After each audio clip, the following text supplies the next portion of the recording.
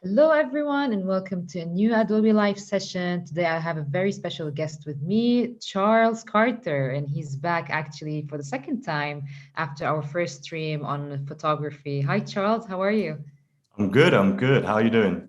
Good. So excited. It's Friday. We have the community here live on the chat. I want to say hello to everyone watching us today. And please, if you're on YouTube, do switch to behance.net/live so we can say hello to you, get your questions, and yeah, just chat with the community. And I just want to remind everyone that we're live every Monday, Wednesday, and Friday. Can't wait to let you know what we're going to be talking about next week. But for now, Charles, I heard backstage some pretty cool content that you're going to show us, and we're going to go technical this time in Lightroom. So let's see, what are we doing today?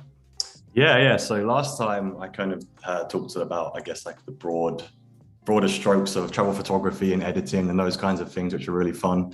But today, I think I'd like to get a bit more technical and kind of like focus in on doing some more in-depth editing on some images. So spending a bit more time and kind of really showing what kind of a difference making more selective and local edits can, as opposed to just making global edits, such as like adjusting the temperature up in the saturation and stuff, and then really like kind of focusing down. And I've got some examples of images I've edited before. So we've got 3 photos here, some landscapes, which you can probably see on the screen now. And I've edited these all in the past, some really cool shots, I think some of my favorite travels. So what I would do is I'll show you here. This is obviously the raw image. And what we're going to do is Charles, can we know the story behind this photo before we get into the technical stuff? Of course, yeah. So this is in the Italian Dolomites. So this is, I think, maybe like the middle to the east end of the Alps.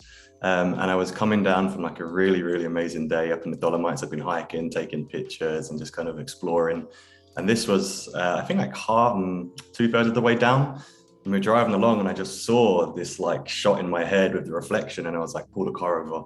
And so we just kind of like whipped it over to the side of the road, and I jumped out and just quickly snapped it because we were in a rush. So I snapped like a couple of these and then just kind of run back off again. So that's why the white balance is a little bit off. I didn't really have time to adjust, but it's probably one of my favorite photos, I think, that I've probably ever taken. Forward to see how that turned out. Yeah. Really cool places, all the Dolomites. If you ever get a chance to check them out, definitely do this. I think this was the Tre Cime, which I've probably slaughtered saying that. But Tre Cime is the name of this range, if you ever want to go for that hike. But yeah, this is after some global edits and like I guess a bit of touching up. Or is that? Oh, yeah. And then this is the difference when you make the local and sort of selective edits. So you can see here, I've kind of like focused on the clouds and brought those out. I have also brought the saturation up in some of these trees, increased the reflection, and just added a few more darker areas, like a bit of dodging and burning. We show you again here of this image. So this was in the desert just outside of Dubai on a hot air balloon at sunrise, and I think those mountains are actually Oman. So you can see here the desert and all the clouds, like a thin layer of like fog or mist, I guess, over the sand dunes, which is just beautiful. So then after some sort of global edits, you can see here, it still looks nice. It's a cool photo, but then with the selective edits, I think it just really pops and shows the difference. You can see here, there's like contrast in the dunes, a lot more saturation in the sky, and kind of just brings out the features that you really want to see. And then I'll just quickly show one more. And this shot is in New South Wales, Australia, in a place called Fingal Lighthouse. Again, really cool spot on the coast. Kind kind of taken by surprise by this sunset. You know, I was facing another way watching the waves, and I turned around and just saw this. I was like, okay, I need to take some photos of this. So we've got the kind of global edits here. You can see, looks nice. But then once you've added the local adjustments and sort of like really focused in on the points you want to sort of show off, it just pops. Like you can see here, I've filled in, I've done some cloning here, filled in that spot there with some more clouds, removed this little signpost, and put a radial filter, no, a graduated filter across the lighthouse here, just to kind of give it a bit more contrast, I guess, and a bit more depth. So what we'll do is we'll run through editing these images. I'll be using Lightroom and Photoshop. And also I've got a little plugin that I'll be using called Nick Effects. And yeah, so I think what we'll do actually is we'll get the chat if you guys want to choose the first photo we edit. I guess we can, let's see, 1, 2, ignore number 3, that's a bonus photo. Okay, so let's throw the question. We're voting for the photo we're gonna be editing today.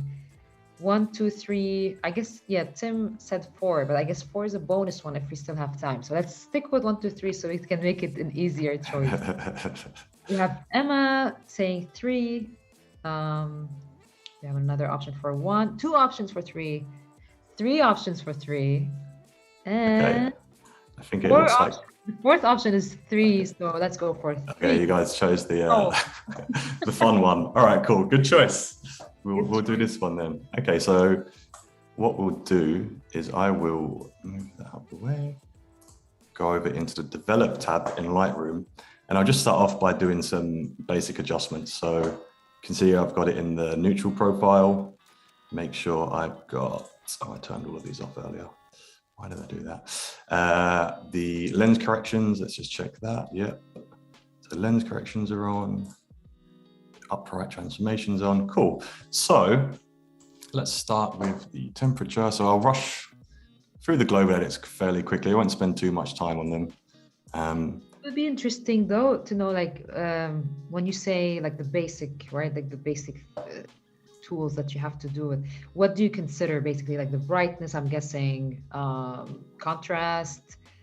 Yeah, so more like the white balance, so the temperature of the image and the tint, and then the exposure and kind of like the highlights, the shadows, the whites and the blacks, and then maybe like the saturation and some of these tools here. A lot of the time I won't really delve into the other tools until kind of the last sort of step of the editing process. So I'll go into Photoshop after this, and then I'll bring it back in and do some sort of final touches. But yeah, I mean, there's also, disclaimer, there's probably a good chance that this won't look exactly the same as the other edit that I did of this, because it was a long time ago, and my taste changes as time goes by. So it could be a completely different image, but hopefully it still looks good. So yeah, I'm just playing with the shadows and the highlights at the moment, just sort of exposing it how I'd like it to look. See if the dehaze makes any difference. Oh, that makes the clouds. Okay, we'll do that. Maybe one of the things because I personally use Lightroom, and one of the things that come to my mind is like, when is it enough? Like, I just tend to explore all the tools and just kind of like, okay, maybe I'm over exaggerating here, like, because like there's so many, it's so playful, right? And yeah, I mean, there's so many things you could do with just Lightroom alone. I mean, and it keeps getting better and better. I think, yeah, it really depends on how much you love the image, and really, I guess, yeah, how you want it to look. I think for me, sometimes I come up with 2-3 different looks halfway through, and I have a really hard time choosing which one to kind of keep going with. And I might even have an, so I've kind of upped the contrast. Do I want to play with any of these? Maybe put the saturation up on that a little bit. I really like to bring the sort of sunset tones out of my images. Really kind of boost the oranges, the yellows, and like the purples. I just really love those colors. Yeah, it was the golden hour, right? Yeah, yeah, just sunset. So I think yeah, golden hour. Yeah. Do I want to? But I don't like to boost the saturation too much a lot of the time, at least not at the beginning, because if you do, sometimes once you go through Photoshop and all the other plugins, you can kind of get a bit of noise with the color. Like, you don't want to overdo it too much at the start. Yeah. Do I want to play with any of these? We don't want to sharpen it yet. Or do we? Let's put a little bit in, just for now. I don't need that.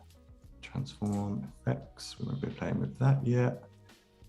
Maybe I will tweak these just a little bit. I do like to bring the blue primary hues just a little bit to the left with these sunsets, because it can just sort of just warm the tones up a little bit, which can be nice. Okay, let's see. I need to change the tint. How does that look? So that's just the global edits there. It's already quite contrasty, quite saturated, and yeah, it's also very dark though. So maybe I'll do some selective edits and bring some more of the areas that I want to focus on and, like, I guess, show off more out. So like this Lightroom, for example, is very dark. And I think that's like a beautiful part of the image. So it'd be a shame for it to not really stand out. Also, we've got this little signpost here, which is just killing me. So we can remove that. In fact, I'll do that now whilst we're editing a raw image. So you can use the spot removal. We'll try and use the spot removal.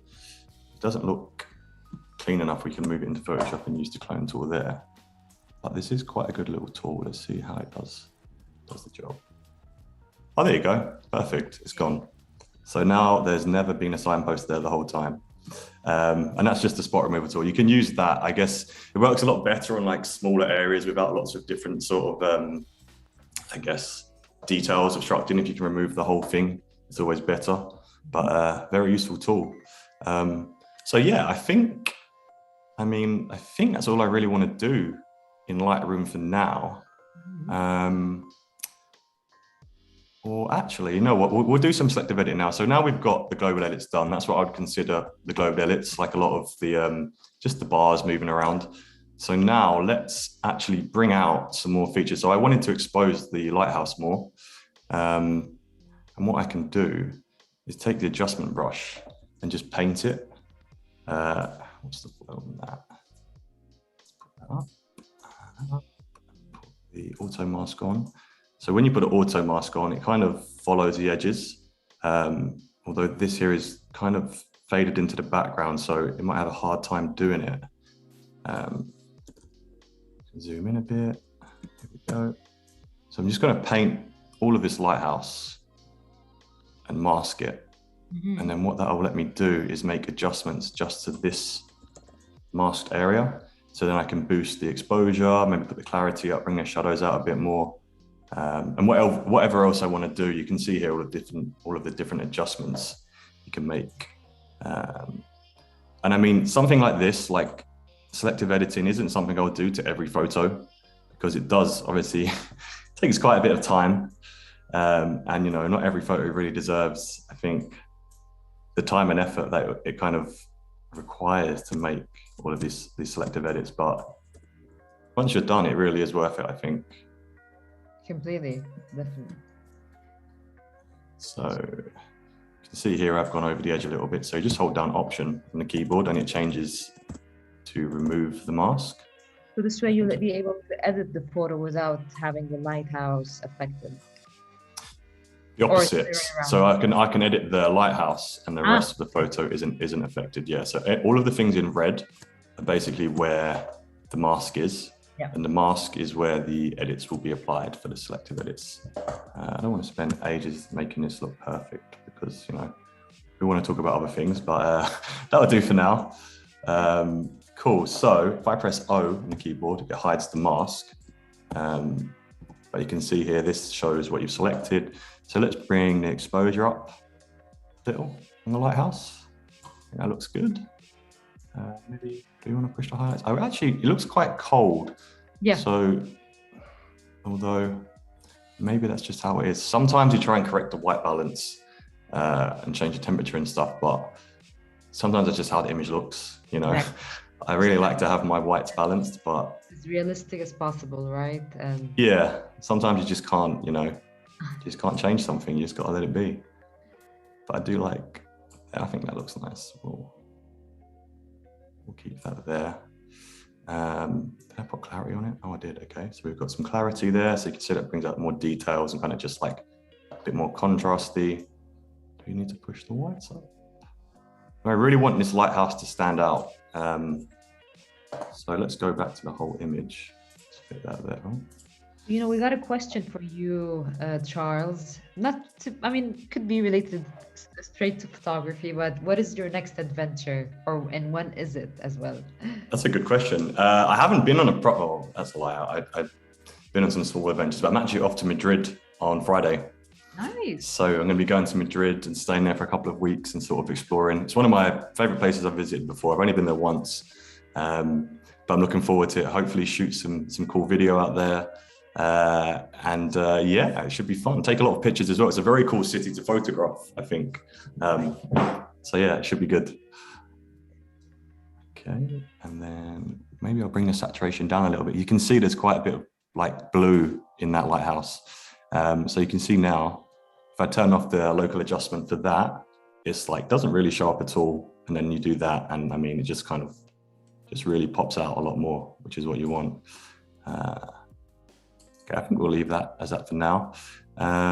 So that is just sort of bringing that area out.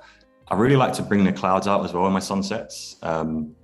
So I will do that, but maybe I will do that with the plugin in a moment.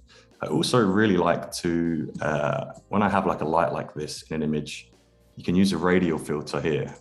So again, this is similar to that local adjustment mask, but it's just within this, I guess, radial shape, whatever you want it to be, like an eclipse or a circle. And you can actually use this little trick to, if there's a street lamp in your image and it's not on, you can make it look like it's on by doing this. So we want to invert it. So at the moment, you can see the mask is everywhere outside of the circle. When you press invert, it brings it to be just inside the circle here. And I mean, this light's on, so I won't really do too much to it. But you know, you can kind of boost the exposure a little bit, make it look like it's brighter. Sometimes you can put the warmth up, maybe a little bit of saturation. Not that, we don't want that to be blown out. But even just bring it down a little bit so it shows a bit more of the detail there, like with the highlights there, you can see, because obviously if you expose for this, just this bit of the photo here, I mean, the rest of it's going to be underexposed. So yeah, lights generally will be a little bit overexposed at the center. But yeah, so now we've got like a bit more detail there. It looks a bit more golden. So yeah, that's kind of, yeah, I mean, for me, that's a nice little start, I think. So yeah, what I'm going to do now is bring this image into Photoshop, and I'm going to be doing some dodging and burning, maybe using the clone tool to sort of fill in this area here, maybe do some frequency separation if we need to, and yeah, maybe play with some selective colors and some masks. So we'll right click the image, edit in Photoshop. And you know, while we open this in Photoshop, I'm not sure if we covered that in the first stream, but would love to know, and I'm sure that the community as well, to know, how did your passion in photography begin? Like, when was the first time you grabbed the camera and you're like, okay, this is what I want to do. I want to go explore and just take photos. And like, is this recent? Is this something you knew since the beginning? I mean, I never imagined that I would be doing what I'm doing now when I was a kid. I think I had really, I mean, at least I don't remember having a massive interest in photography or video or really anything that creative in like the media sense. But I think I want to say the end of 2013, I was living in Australia with my family, and I'd planned a road trip across America with a few friends, like for 3 months, America and Canada. And I'd never really picked up a camera my whole life. And I had a good friend there who kind of was into amateur photography. And he took some really, really cool pictures on the trip. And like the whole time I was kind of like, oh, I wish I could do that. And then at the end, I was like, you know what, I'm going to do it. So my mom had an old DSLR and I kind of borrowed it from her for a few years and just kind of went from there. And yeah, now I'm here. So yeah, I love it. It was, I guess, inspired by travel. So that's why I like to take travel photography imagery so much. Amazing. So sorry? No, here we have Photoshop. Yes. Okay, so yeah, so what I'm going to do here, first of all, is just quickly add, we're going to add this little preset that I have, or at least attempt to this layer. There we go. Nope, doesn't want to do it. I was playing around with this earlier. So I want to add the gradient map. I'm going to add the tone curve. I'm going to add the LUT. So these are kind of free sort of looks I always use in Photoshop on my edits. And you can see here, it's kind of just like, but I can show you exactly what it is. So we've got this color look up here. That's a LUT. And I think it's actually one of the presets within Photoshop already. I think it's the Kodak 5218, this one here. It just adds a little bit of contrast and sort of brings out a bit more of the like the darks and the lights, which I really like. And then we've got this curve tone here, which is just ever so slightly bringing out some more blue. You can see it's just very, very minor here. And it's just pushing the blue curve tone slightly up, just to add a little bit more softness, like a blue to the image. And then here we've got the gradient map, and this is just a very simple, you know, teal and orange kind of like, or purple and orange, I guess, sort of gradient map, which will add to like the highlights and the shadows. You know, tell me what presets. I'm seeing here that you're using an existing preset, but I have a question from Laura on the live chat. So yeah, you use some like presets, but do you also edit each photo sometimes like by your own edit, or do you? 100, yeah, 100% always. I mean, I don't really ever use presets like this here. This kind of lookup table is just something that comes with Photoshop, and it's already down to 25%. So it's a very minor sort of change for me, and I don't always use it, but I think every image that I do edit is always done customly. So this way, so what I did in Lightroom, I will normally do to every edit. I won't always bring it into Photoshop and go through all the steps, but yeah, it's always a custom edit. I don't think a preset would really work for the style that I use. You know, I like things to be very unique to each image and how I want it to look. So yeah, that is just a little look that kind of I like to add. But now we've done that, what I'm going to do is some dodging and burning. So what that is you're basically accentuating sort of the darker areas where you'd like to highlight them, and also bringing out the lighter areas again by sort of just boosting the highlights a little bit there. And you can do this with, there's a few different ways to do it, and I'm sure everyone's got their own way, but the way that I do it is with tone curves. So I'll create one tone curve and then I'll adjust it. I'll bring shadows down to about here, and then I'll create another tone curve and I'll push the mid highlights up to about here. So what you're seeing now, basically, we're going to be painting this onto the image where we want it to be. So that's how it would look if we just applied it to the whole image. But because we want it to be selective, you can see we've got a mask here. And when it's white, that means that that's where it's been applied to the image. So I'm going to press Command I and invert it.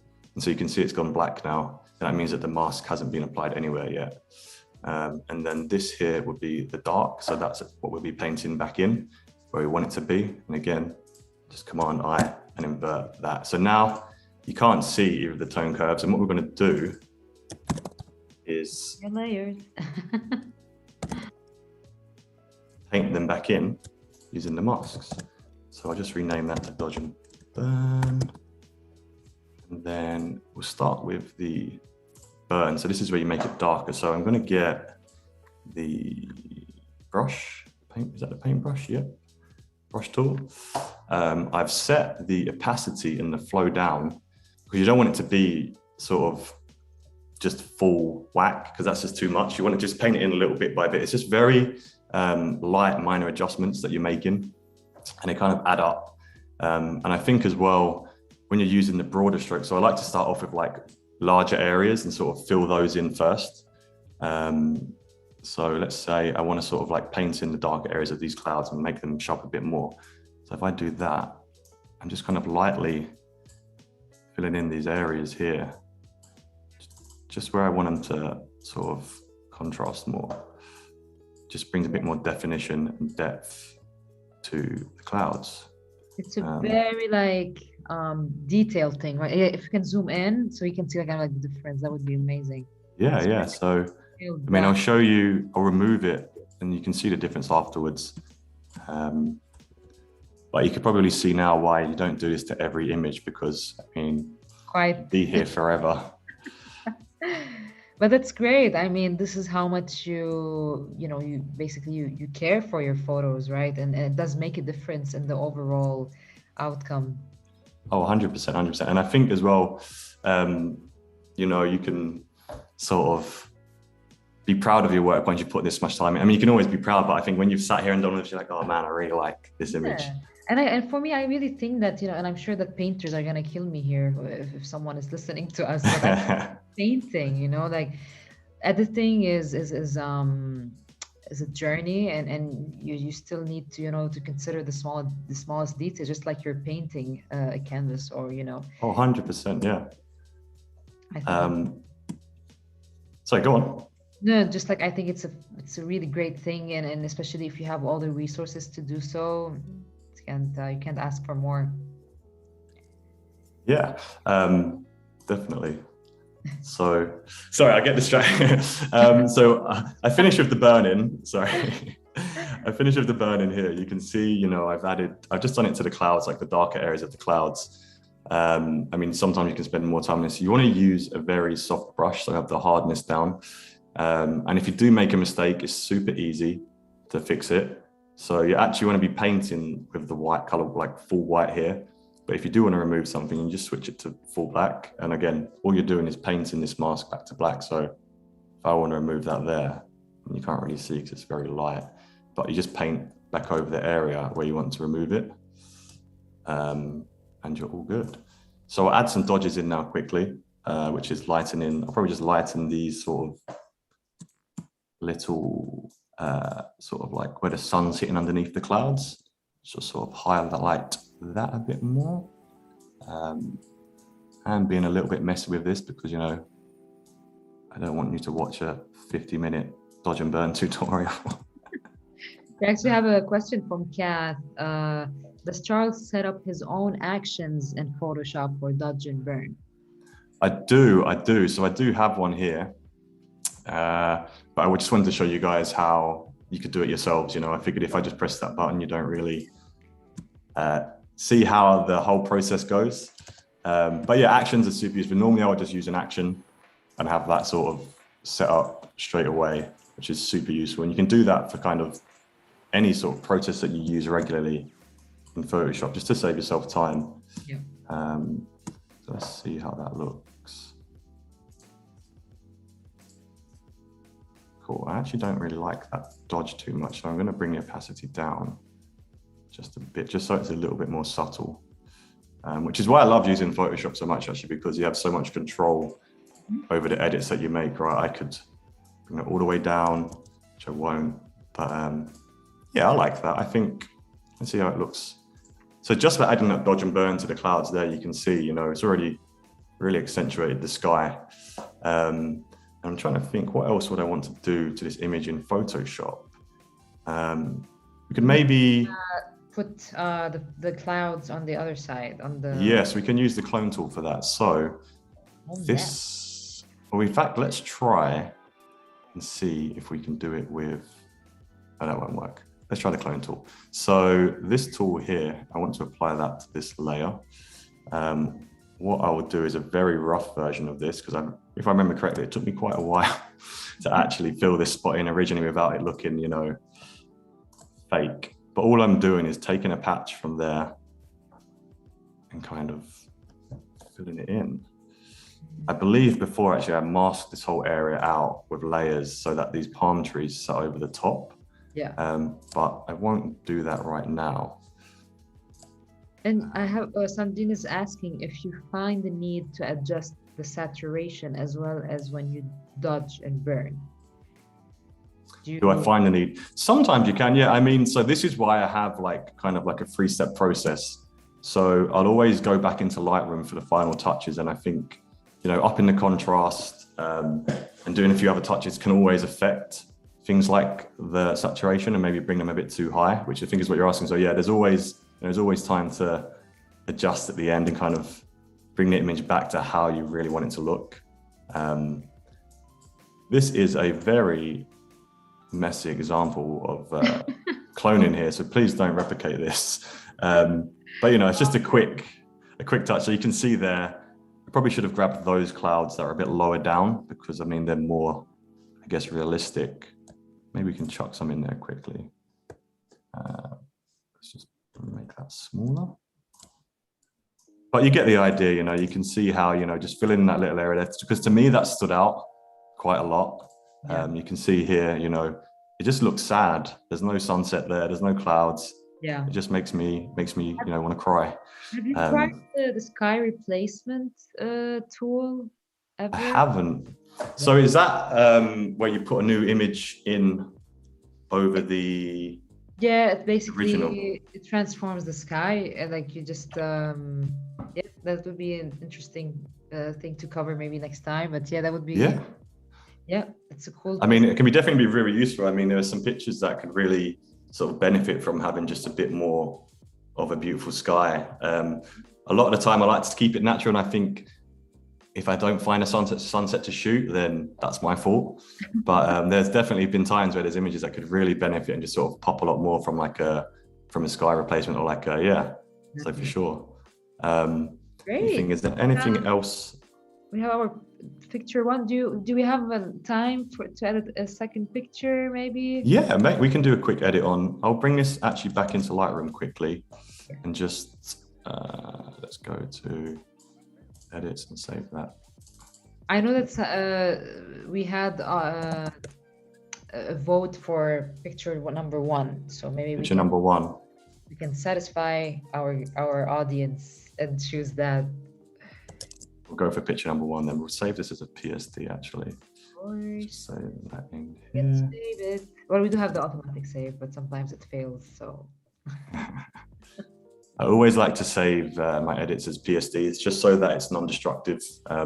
If I ever want to come back and, you know, change the look of the photo, I don't have to start from scratch. I can just go back into the Photoshop file and yeah, bring it in there. So that should automatically import back into here if I've done my job correctly. See, is that the PSD there? Filters on, let's get rid of those. Turn that off and that. There we go, the edit. So I'll do quickly, just like a quick touch up on this. So for the last few steps, I would maybe, you know, put like a graduated filter. So this here applies a mask as a graduation. And if you look at the original image, all I've done here was put this across and push the exposure down on one side, kind of like that. And then I think I put one going the other way. So in reverse with the opposite, and there's probably a much smarter way to do that, but at this moment in time, I'm not aware of it. So you can see as well, it's affected the whole image. So again, you can quickly just go to, you can actually edit where the mask is on these. So brush, you can see here, you can change the area of the mask. So all I've done with that original image was just remove the rest of the mask because I only wanted it to affect the lighthouse, which I'm not going to do. Took a bit of time, but yeah, you can kind of see how I got that sort of really contrasty graduated look on the original image. It really gives a different vibe to the photo. Yeah. So again, you can kind of see there how I've applied that and just removed it all. Also let the lighthouse be a lot darker in this one, but interesting. Okay, let's move on to photo one and see if we can have some fun with that. Cool. So one, here we go. So this was the one, correct? The Dolomites. I think that should have been photo one. I think, yes. Let's just, if anyone's yelling in the chat, let me know. That should be the one. Great. Okay, cool. So let's do some global edits. This one quickly. It's kind of cold, so we're going to bring it up a little bit. I kind of like that green look, so we'll leave that there. It's very, very flat, this image. So the first thing I'd want to do is sort of bring the contrast down a touch, sorry, the exposure down, and then push the contrast up because it really is lacking. You can actually see here, so when you edit, when you change the exposure, contrast, and highlights, etc., it does affect the white balance of an image. So you can see there, when I put that contrast up, it got kind of noticeably colder. So again, I would kind of just tweak. In fact, what you normally would do is the exposure, contrast, etc. first, and then fix the white balance, so you don't have to keep messing around. But you know, I don't always do things the right way. We're now exploring the mind of Charles while editing. Yeah, Maybe it's like a very the light version of it, because I'm sure like so many things go through your mind, right? When you're editing, it's like you overthink, you want to. Oh yeah, 100%, definitely. Like you'd never know if you're making the right decision, and like you can sit here and tweak these things for hours on end. So sometimes you just got to kind of get out of your own head a bit. Okay. Oh, there we go. The dehaze is just one of my favorite things in Lightroom, honestly. It just makes everything look so much better. Dehaze is the tool that takes it goes down on the, correct me if I'm wrong, it makes it clear basically.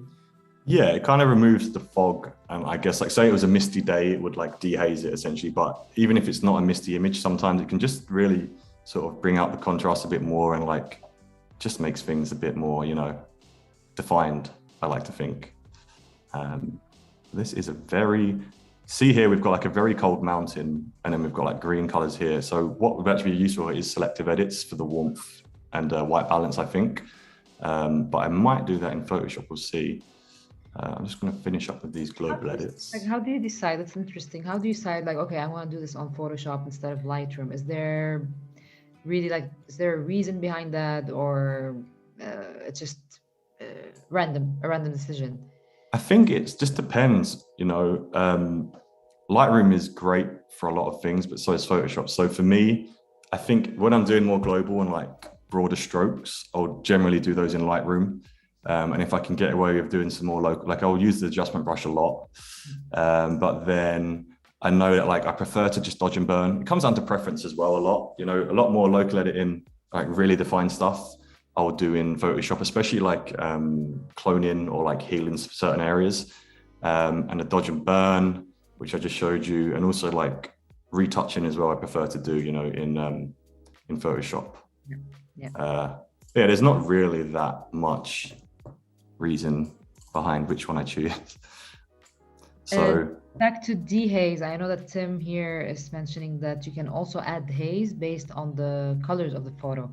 And this photo, it should add slightly bluish haze, which is bluish haze. Okay, interesting. I didn't know that. For the note, Tim. Actually, yeah, he mentioned it. It looks like it. So is he saying with selective, with the adjustment brush, you can add? I'll add in the other side. Okay. So if I went this way, even though the exposure is quite high, I'd obviously bring that down a bit. It just adds in, it does make it look a bit more hazy. Yeah, it makes it mount. So I guess you could sort of have a local adjustment here over the mountains if you wanted them to look really kind of like cool and lost in the fog, and then you just not have it here, which could be kind of cool. Only if you wanted haze, though. Exactly, only if you wanted to. What was I doing? So I'm just doing the saturation here. So I've taken the blue out a bit. We're going to make these yellows and oranges a bit warmer, and maybe some red as well. Don't really want to be too teal. And that, I think I'm going to sit over there. Boost that again. I really want these orange little trees here to pop, like the orange colors, because I really love that, if you hadn't guessed already. I'm going to push the luminance up on those a little bit. Bring the green down slightly. I'm playing with these blues because there's so much blue in these skies and the lake here. It's like kind of affecting a large part of the image. Yeah. Cool. So I think what would actually be really useful here is to tweak this slightly. There we go. So you see there, I'm doing the shadow tints because there's a lot of green in the image. So I want to bring it over more to the, what do we call this? Is it magenta? Is that the right magenta? Yeah, I know what colors are. But you can already see here how much of a difference that's made to making it look a lot more natural. So like there, everything's quite green and it's almost like, doesn't look very realistic, but here, you know, it's just taking those green tones out and brought it back down to a more autumny feel, which is what I want. We can maybe tweak this slightly. Saturation up there. Push those blues over a little bit. Looking great. Saturation up. So yeah, so that is, I guess, like a rough global edit. So then once I've done that, what I would do is look at this whole image and be like, okay, what do I really want to pop out now? What do I want? What's the most important part of the images to me? And I think, like I said before, I really want these trees to show up. Maybe this mountain to be a bit more defined. If I can bring out more definition in these clouds, I will. And also I'd love to bring this sort of reflection here out and make it a bit more obvious. So there's a few things you can do. Maybe, actually, I'll do some in Lightroom. So the first thing I want to do is paint a mask over these trees and just give them a bit of clarity so that they kind of show up a bit more. And would that affect the lake? Like, would you need to edit that in the lake as well because of the reflection, or? Yeah. I'll add.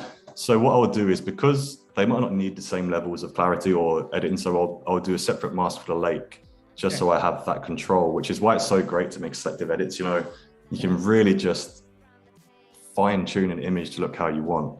Exactly. So I've added that clarity there, and I might actually add a bit of saturation still as well. No, we don't want to do that. We don't want exposure. No contrast.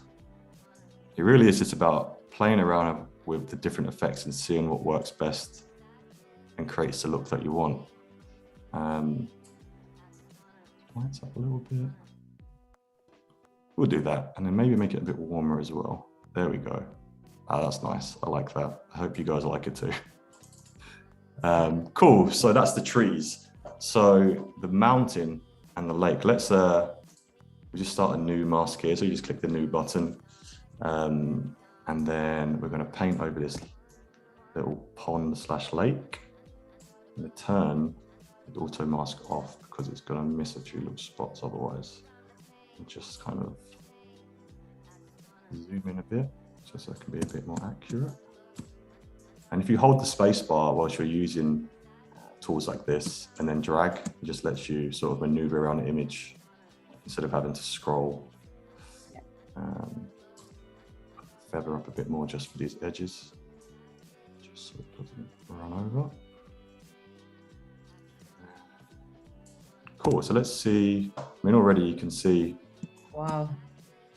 Oh. How the clarity really brings that sort of. So cool. Let's see if the dehaze does anything.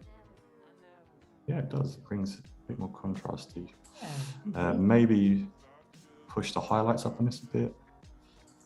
Maybe the exposure, just a touch.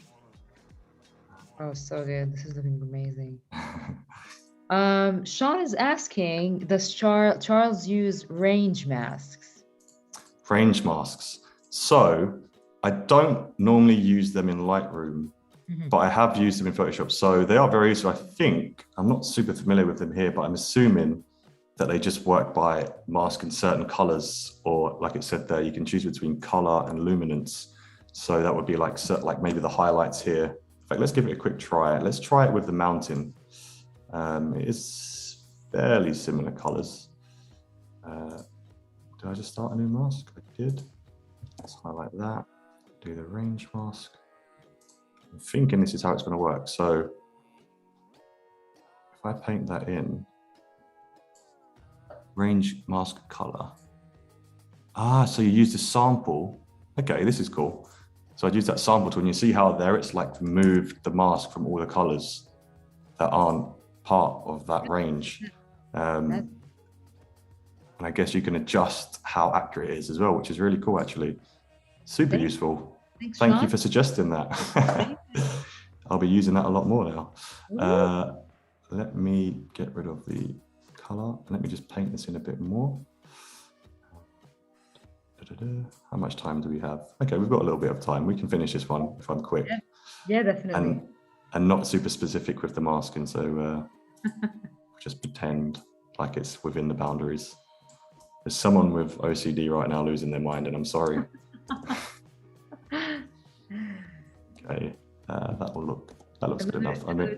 Another tip from Sean: hold Shift and click to add more color range. That's what I was wondering. How do I add more? Okay, awesome. That just lets me Sean Sean, you're a hero. Co-hosted the session today. Yeah. So now I've got that masked out really nicely with the range selector tool, which I use all the time. We're gonna maybe tweak the white balance of this mountain range just because it's a little bit too green and blue. You know, I'm not a big fan of the color green, at least not that tone of it. So yeah, let's just turn that on and off. You can see there I've sort of brought it back to a bit more of a neutral temperature. I think dehaze here might be really cool. Yep, there you go. It's really brought that mountain range out. Do we want that much clarity? Whenever I use a clarity slider, I'm always a bit wary because back in the day, it was a bit of a trend to sort of just whack it up to 100 and post your images on Instagram, and everyone thought it was great, but you know, I know what you mean. small doses here and there are great. Push that up. Gonna put some more contrast in. I also really like to have a lot of contrast in my images, which is why I do, you know, like to add a lot more in with the local adjustments, and maybe a little bit. How would the saturation look? No, maybe actually bring the saturation out a little bit. Okay, cool. I think for now that looks good. So I actually want to quickly show you a little plugin that I use sometimes. I don't know what I've just done there. Let's just close this. So with my clouds, I really love to bring my clouds out. And I'm going to quickly drop it into Nick Effects, which is a plugin that you can use with Photoshop and Lightroom. I have a Mac M1, so sadly, they haven't updated it yet to work with my Mac as a plugin. So I have to use it standalone, but usually it'll be part of my workflow when I go into Photoshop. I'll use the plugin on one of my layers and edit it within Photoshop. But I'm just going to quickly show you what I can do to my clouds. Oh, it has kind of open in Photoshop. Maybe they updated it whilst I was talking. We don't want that. Okay, so this is the image we've been editing in Lightroom. And all I want to do here quickly is use this detail extractor. So what that does is adds a little bit of saturation and contrast, and then kind of just, it's hard to explain. I mean, I don't know how you would do this in Photoshop. I'm sure, I mean, I know you can, but I don't know the process. So that's why I use this instead. But you can mask it with control points. So you see here, I can just clone that mask, and everywhere that's white is selected for that detail extractor layer. And then I can remove it here quickly, add another one there. So it doesn't add the detail to anywhere else in the image. And then I'll just show you how that's just brings out a bit more detail in the clouds. I'll zoom in a bit. I always forget that you guys can't see the screen as well as I can. Oh, how do I zoom out a bit more? Let's go to 50%, maybe 25. Let's see. Yeah. Okay, so I'll put that up a bit actually. But so imagine that image with the lighthouse and the sunset, you know, that would have just made the clouds really bring them out. You can also, I mean, you can do a bunch of other things in here that I like to use sometimes. The skylight filter, which adds a bit of warmth to the clouds. I'll actually add, oh, that's not what I wanted to do. I'm going to add one more filter quickly to these trees, which again, is just another little selective edit. So I'm going to, this kind of just, again, brings out the foliage. And I just want to add that just to the trees here, because I don't really want the rest of the image to look orange and warm. Remove from the rest here. How long does it usually take, Charles, to edit a photo? And of course, considering that you might take so many decisions during the process, but how long does it take for you? Especially when you travel, right? You take so many pictures. So how does that work? Yeah, I mean, it really depends. I mean, if I'm really putting time into it, between like an hour or two, I think a lot of it is sort of figuring out how I want it to look and sort of playing around with that. But the biggest part as well for me is sort of organizing my files, which is what I love Lightroom for. You know, it really lets me organize my images in such a great way. So a lot of my time is spent kind of organizing the library in Lightroom, importing all the images, and then making my selects. And once I've done that, that's probably the longest part. Once I've done that, kind of the editing is a lot easier to do. You know, I know which image I want to edit, and I can kind of just get on with it. So let me just see if that's come back into here. I'm not sure where that would have saved actually, which might be a bit of a pain. Hold up, local adjustments, looking for the TIFF. There we go. This one here, I think, is the new edit. No. Let's see. This one here. There we go. Okay. So that's after using the little plugin. You can just see it's just minor differences. Let's fit it because it's being awkward. Minor differences would definitely change the whole aspect of it. It gives it, yeah, a different vibe. It's you know, all these tiny details. I think it was worth, right, stopping by the car and just getting that. Oh, 100%, 100%. So the last step that I'll do quickly is just bring it into Photoshop and just do those again, those little painting, those little dodge and burns where I'd like them to be.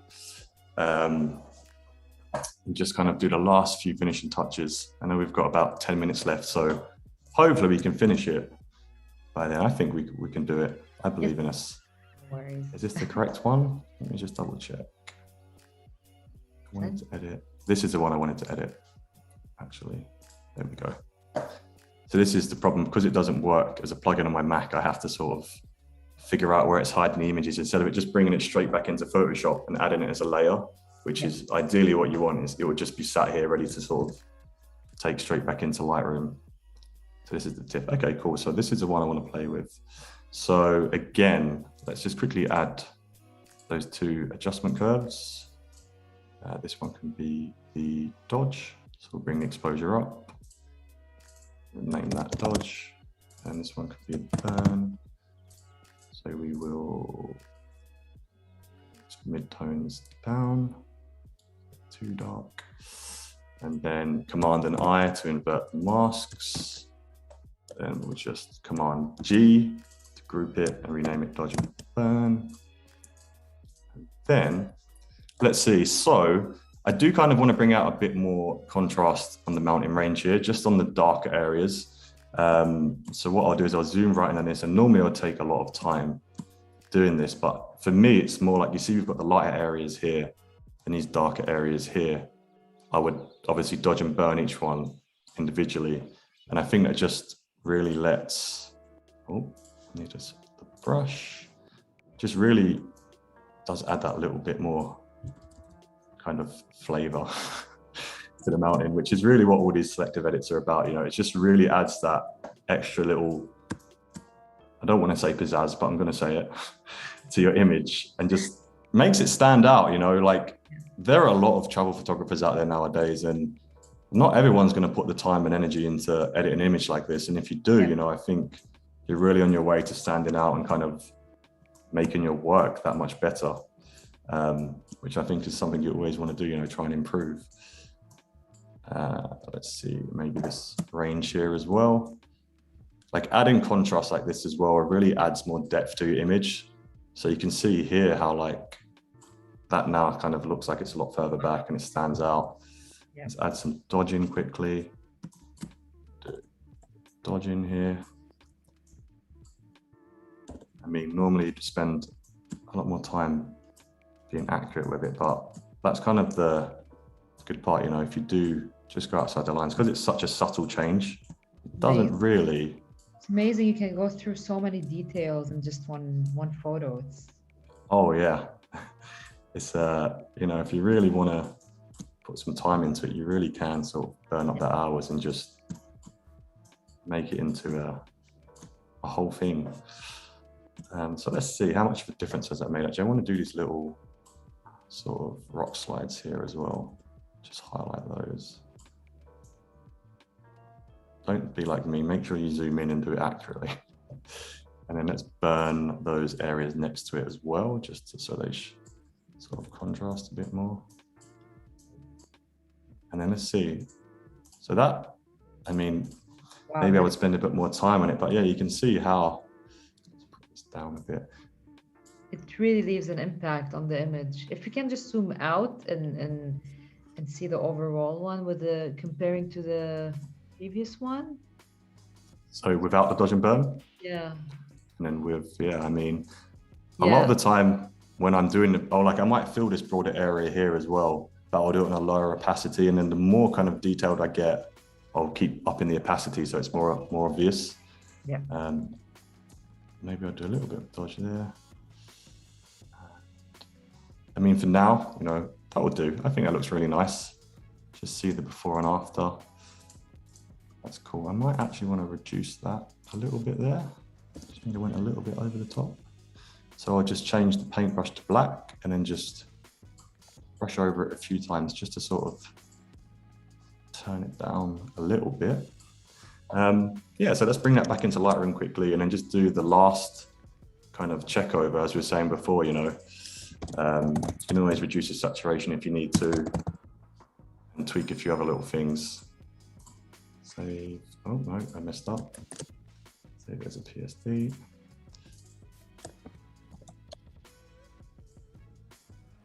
Save, then we'll go back to Lightroom, wait for that to turn up.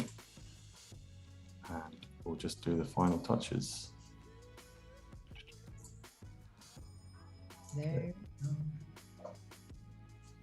Oh, there we go, it's turned up, here we go. So this now, all I do is I just have another look at the image and think, okay, is there anything like I want to do as a last touch to kind of improve the image or focus in more? And for me, this area here isn't really necessary to the overall look. So what I would normally do is bring a little one of those graduated filters in again. So you can see here, it's like graduating. And I would, you don't want clarity. I would just put the exposure down, just kind of like that. Just so it just kind of removes a distraction that we don't really need. And then it graduates off so it's not as obvious as well, which is why these are such great little filters to use. Yeah. And then maybe as well, I would add one to the sky. See how that looks. You can always, you know, it adds a bit of like, yeah, more moodiness to the sky. Yeah. And because it graduated, like I said before, you know, it doesn't really look obvious. So you can drag it out and change the, what would you call it? Like the gradient on it, I guess. It's a graduated filter. So I do that. And then one last little thing that I love to add. Let's just make sure it fits to the whole thing. Done. Is some vignette. Change it to color priority, which is what I normally use. So add a little bit of vignette, push the highlights up. I like to put the feather down just so I can see where the vignette's affecting. And push it back up, which is quite a useful little tip to use. And then maybe a little bit of grain.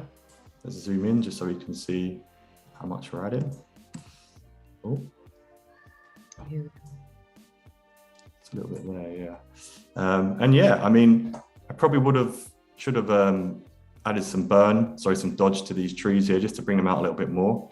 But yeah, I think it's so fascinating to watch, you know, someone editing a photo and like really taking care of the details of every corner, every, you know, every step. So I think this is great. And in fact, we're eager to see the edit of the third image, but fortunately, we're at the end of our session today.